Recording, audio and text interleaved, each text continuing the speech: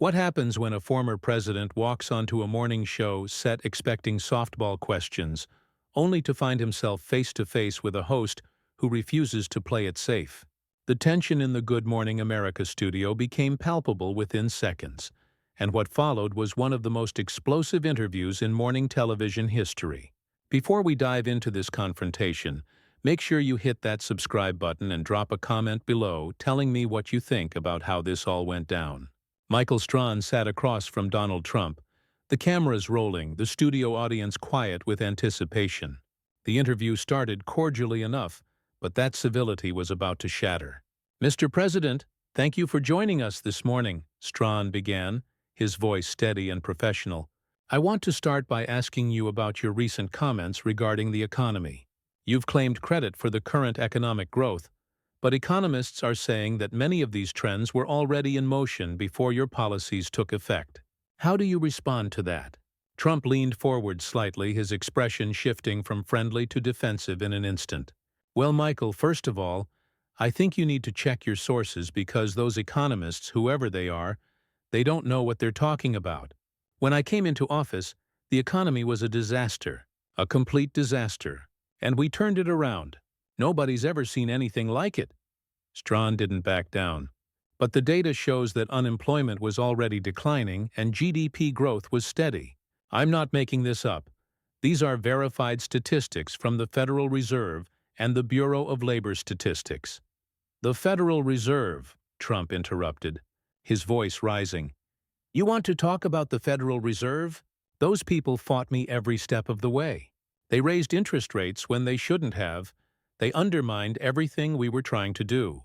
And yet, despite that, despite them working against us, we had the greatest economy in the history of this country."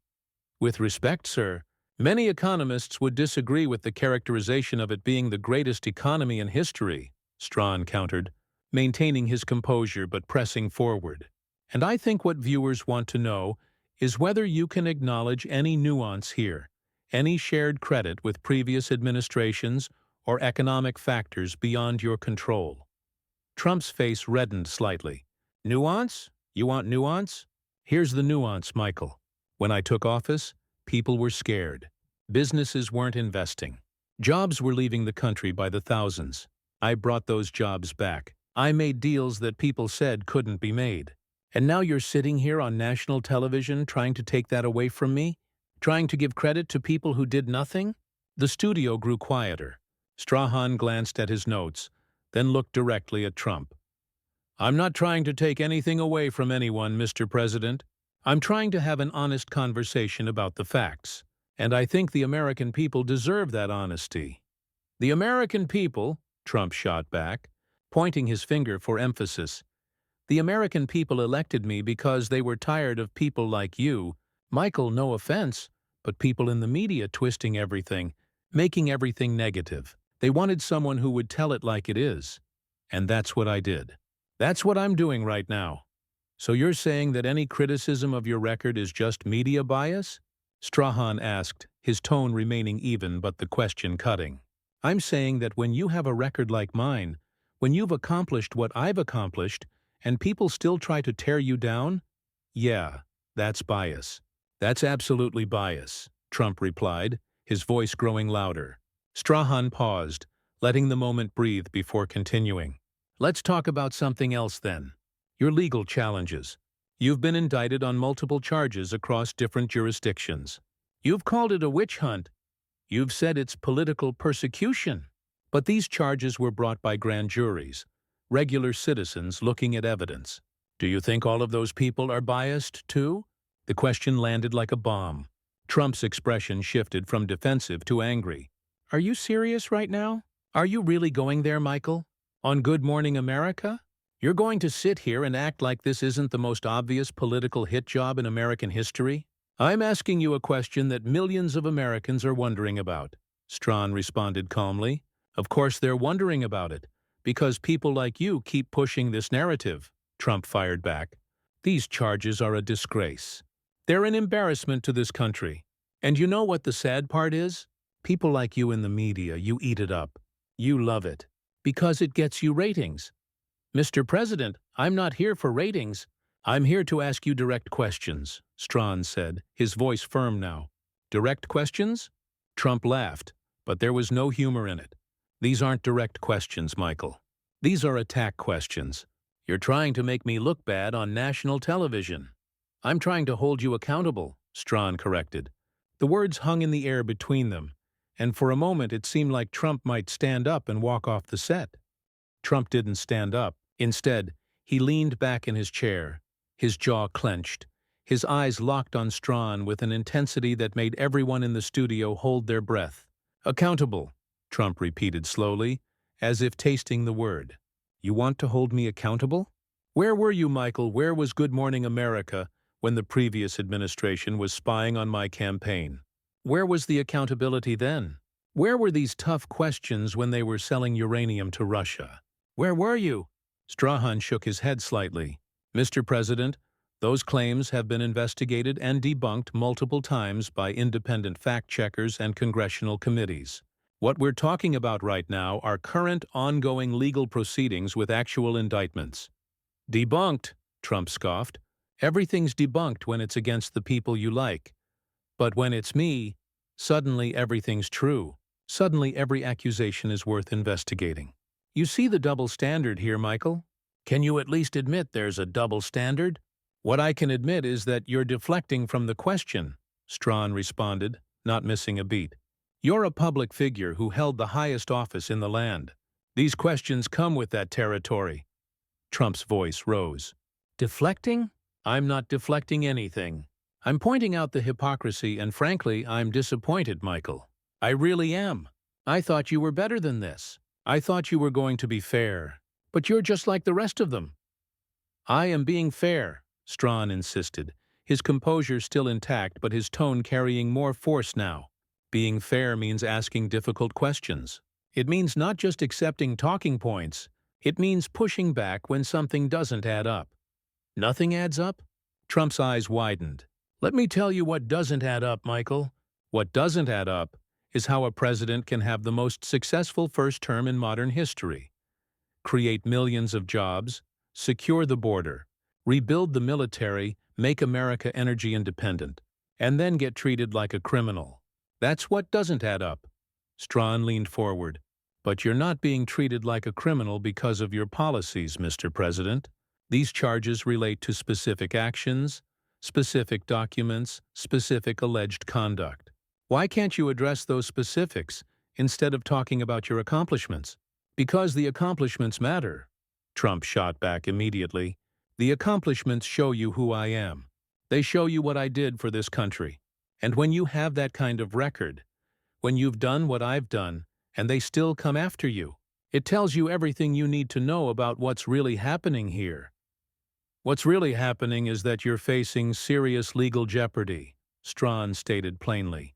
And I think what people want to know is whether you can take responsibility for anything.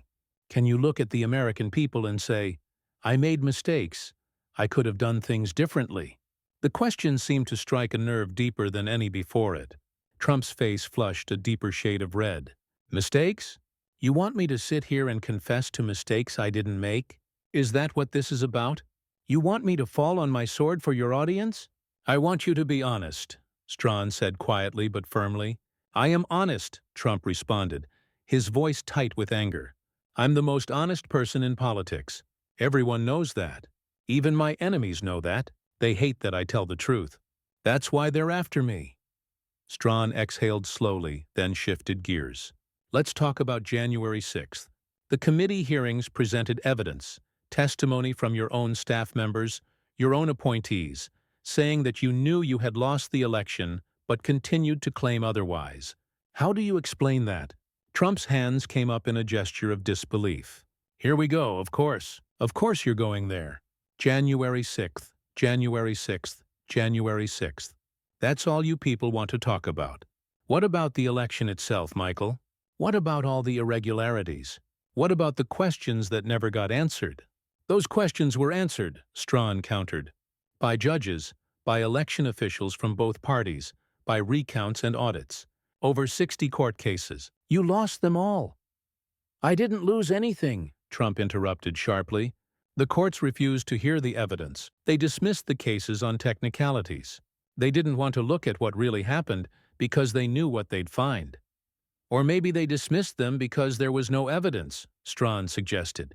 No evidence? Trump's voice went up another notch. There was massive evidence. Sworn affidavits, testimony, statistical impossibilities. But people like you, the media, you didn't want to report it. You just wanted to move on. You wanted to pretend everything was fine when it wasn't fine. Strahan pressed on. Members of your own administration told you there was no fraud. Your attorney general said there was no fraud. Your daughter testified that she believed the attorney general. Are they all lying? They were wrong, Trump said flatly. Good people, some of them, but wrong. They didn't see what I saw. They didn't have access to all the information. What information? Strahan asked, leaning in. What information did you have that your attorney general, your campaign lawyers, your own family members didn't have? Trump pointed at Strahan. You're twisting this around. You're making it sound like I'm some kind of conspiracy theorist when I'm the one who's been right about everything. I was right about the Russia hoax. I was right about the media bias. I was right about the deep state. And I'm right about this. But you're not answering the question, Strahan persisted. What specific information did you have? I'm not going to sit here and litigate this with you on national television, Trump replied, his tone icy. You clearly have your narrative, and nothing I say is going to change it. You've already decided I'm guilty. You've already decided I'm wrong about everything. I haven't decided anything, Mr. President, Strahan said calmly.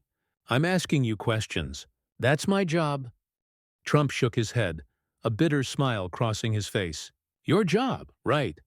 Your job is to ask gotcha questions. Your job is to make me look bad, so your ratings go up and people talk about how tough Michael Strahan was with Donald Trump. That's the game we're playing here. It's not a game. Mr. President, Strahan replied, his voice carrying an edge now, these are serious issues that affect millions of Americans. Your supporters stormed the Capitol. People died. Officers were injured. Democracy was threatened. And you're dismissing it like it's just media narrative. I'm not dismissing anything, Trump said, his voice rising again. What I'm saying is that you're only showing one side of it. What about the people who were there peacefully? What about the rally where I told everyone to be peaceful and patriotic? You conveniently forget that part, don't you? Strahan didn't flinch. You also told them to fight like hell, or they wouldn't have a country anymore. You told them the election was stolen. You created the environment that led to that day. I created the environment? Trump's voice was incredulous now, almost shouting. The media created the environment. The people who actually stole the election created the environment. I was trying to save this country, and instead of thanking me, instead of recognizing what I was trying to do, you want to blame me for everything that went wrong. 5 people lost their lives, Strahan said quietly but powerfully. How is that saving the country? The studio was dead silent. Trump stared at Strahan for a long moment, and when he spoke, his voice was cold. You know what, Michael? I don't think you understand what was at stake. I don't think you understand what it means to fight for something bigger than yourself. Those people who came to Washington, they came because they loved their country. They came because they believed in something. They came because you told them the election was stolen when it wasn't, Strahan stated. And that's the part you won't acknowledge. You can't admit that maybe, just maybe, you lost fairly and all of this could have been avoided if you had simply accepted the results like every other president in American history. Trump's fist came down on the armrest of his chair. I didn't lose fairly. That's the point. That's what you're not getting. And I'm not going to sit here and pretend that I did just to make you or anyone else feel better. I know what happened. The American people know what happened. And history is going to prove me right. History is being written right now, Mr. President, Strahan countered. And what it's recording is your refusal to accept reality, your willingness to undermine democratic institutions, and your role in one of the darkest days in American history. Trump stood up suddenly, and for a moment it looked like he was going to walk off, but he didn't. Instead, he pointed directly at Strahan, his finger trembling with anger. You don't get to lecture me about democracy. You don't get to sit there in your comfortable chair and tell me about the darkest days in American history. I've done more for this country than you could ever imagine.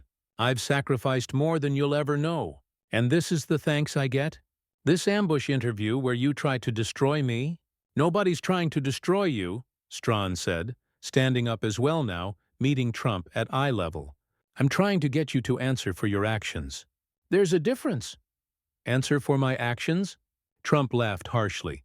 What about Biden's actions? What about all the corruption, all the classified documents in his garage, all the money from China and Ukraine? Where's his interview, Michael? Where are the tough questions for him?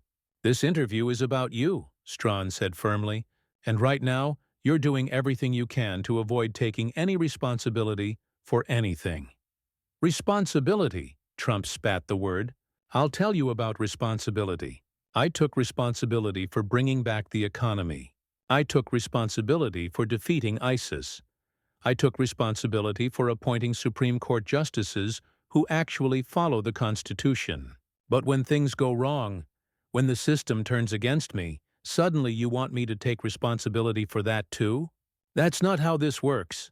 Strahan took a breath, visibly trying to maintain his professionalism. Mr. President, I've been patient. I've listened to your answers. But what I'm hearing is a lot of deflection, a lot of blaming others, and very little accountability. Do you think that's leadership? Don't you dare question my leadership, Trump shot back immediately. I was a great president, one of the greatest. Ask the people. Ask my supporters. They'll tell you. Your supporters will tell me what you want them to tell me, Strahan responded. But what about everyone else? What about the people who feel like you divided this country? What about the people who think you put your own interests above the nation's interests? Trump's face was now visibly red with fury. Those people believed the lies you and the rest of the media told them. You created that division, not me. I tried to unite this country. I tried to make it great again, and you fought me every single step of the way. By asking you to tell the truth? Strahan's voice rose slightly for the first time. By expecting you to follow the same rules as everyone else? By holding you to the same standards we hold every public official to? That's fighting you? Yes, Trump said definitively, because the truth is what I say it is. The truth is what I know it to be. And you can sit here and try to tell me I'm wrong, but I know I'm not. I've never been wrong about the big things, Michael. Never. Strahan stared at him, and there was something almost sad in his expression now. Mr. President, do you hear yourself? You're saying the truth is whatever you decide it is. That's not how truth works. That's not how reality works. Reality? Trump scoffed. You want to talk about reality? The reality is that I'm the victim here. I'm the one who's been persecuted. I'm the one who's been treated unfairly. And now you're trying to make it seem like I'm the problem. You are facing 91 criminal charges across 4 different cases, Strahan said, his voice steady but heavy with the weight of the statement. At what point do you look at that and think maybe, just maybe, there's some merit to at least some of it? Trump's response was immediate and fierce. Never. Because I know what this is. This is a coordinated attack. This is the establishment trying to take down someone they can't control. Strahan sat back down slowly, gesturing for Trump to do the same. After a tense moment, Trump complied, but the anger in his eyes hadn't diminished one bit. Let's talk about control then, Strahan said, his voice measured. You talk about the establishment not being able to control you. But what about you controlling your own impulses? What about you controlling your own words? You've attacked judges, you've attacked prosecutors, you've attacked witnesses. Do you think that helps your case? Trump leaned forward aggressively. I have every right to defend myself. When people come after you unfairly, when they lie about you, when they try to destroy your life, you fight back. That's what I do. I fight back. And I'm not going to apologize for that. Even if fighting back makes things worse for you legally? Strahan asked. It doesn't make things worse, Trump insisted. It shows people I'm not going to be pushed around. It shows them I'm strong. Weakness is what makes things worse. If I just sat there and took it, if I just let them say whatever they wanted about me, that would be worse. Strahan shook his head slightly. Mr. President, I've covered a lot of stories in my career. I've interviewed a lot of powerful people. And one thing I've learned is that the strongest people are often the ones who can admit when they're wrong, the ones who can show humility, the ones who can grow and change. Why is that so hard for you? Because I'm not wrong, Trump said, his voice lowering but losing none of its intensity. And I'm tired of people like you trying to make me say I am. You want me to grovel? You want me to beg for forgiveness for things I didn't do? That's never going to happen, Michael. Never. Nobody's asking you to grovel, Strahan replied, but a little self-reflection wouldn't hurt. A little acknowledgement that maybe some of the criticism you've received is valid, that maybe some of the consequences you're facing are of your own making. Trump's laugh was bitter and sharp. Of my own making. Right. So the corrupt prosecutors are my fault? The biased judges are my fault? The weaponized justice system is my fault? Is that what you're saying? I'm saying that your actions have consequences, Strahan stated firmly. And instead of looking at those actions, you blame everyone else. Every single time. It's never you. It's always someone else's fault. Don't you see how that looks? I don't care how it looks, Trump said defiantly. I care about what's true. And the truth is that I'm being persecuted because I'm a threat to the people who've been running this country into the ground for decades. They can't beat me at the ballot box, so they're trying to beat me in the courtroom. Strahan leaned back, studying Trump for a moment. You really believe that, don't you? You genuinely believe that everyone is out to get you, that there's this massive conspiracy against you. It's not a belief, Michael. It's a fact, Trump replied. And someday, when all of this comes out, when people see what really happened, they're going to look back at this interview and see that I was right all along. Or they're going to look back and see a man who couldn't accept defeat, Strahan said quietly. A man who couldn't admit fault. A man who chose his own ego over the good of the country. The words hung in the air like a grenade. Trump's jaw clenched so tight that the muscles in his face were visible. When he spoke, his voice was dangerously quiet. You have no idea what you're talking about. No idea. Everything I've done has been for this country. Every decision, every sacrifice. And you sit there and question my motives? You question my love for America. I'm questioning your judgment, Strahan clarified. I'm questioning whether you can separate what's good for Donald Trump from what's good for the country. Trump stood up again, and this time there was no hesitation. This interview is over. I came here thinking we could have a real conversation, but all you want to do is attack me. All you want to do is push the same narrative that every other fake news outlet pushes. Strahan stood as well, maintaining his composure even as Trump's anger reached its peak. Mr. President, you agreed to come here. You knew what kind of questions you'd be asked. If you can't handle tough questions now, how are you going to handle them if you run for office again? I can handle anything, Trump snapped. What I can't handle is dishonesty. What I can't handle is someone pretending to be a journalist when they're really just a partisan hack trying to take me down. I'm doing my job, Strahan said, his voice rising to match Trump's energy. And if that makes you uncomfortable, if that makes you angry, then maybe you need to ask yourself why. Maybe you need to ask yourself why the truth bothers you so much. The truth doesn't bother me, Trump shot back. Your lies bother me. Your bias bothers me. This whole setup bothers me. Then leave, Strahan said, gesturing toward the exit. Nobody's forcing you to stay. But if you walk out of here, everyone watching is going to see exactly what I see. Someone who can't handle being challenged. Someone who can't defend their record when pressed. Trump stared at Strahan, and for a long moment it seemed like he might actually storm off. The tension in the studio was suffocating. Camera operators didn't move. Producers held their breath. Even the lights seemed to dim in the intensity of the standoff. Finally, Trump spoke, his voice ice-cold. You think you've won something here today, Michael? You think this is going to hurt me? It won't. My supporters see through people like you. They know what you're trying to do, and it's only going to make them support me more. It's only going to make me stronger. Then you have nothing to worry about, Strahan replied calmly. Trump pointed at him one last time. You're going to regret this. When I win again, when I'm back in that Oval Office, you're going to regret this interview. Remember that. With that, Trump turned and walked off the set, leaving Strahan standing alone. The camera stayed on Strahan's face as he watched Trump leave, his expression unreadable. After a moment, he turned back to the camera and spoke directly to the viewers. "That was former President Donald Trump, everyone. Make of that what you will." The studio erupted in a chaos of murmurs and movement, but through it all, one thing was crystal clear.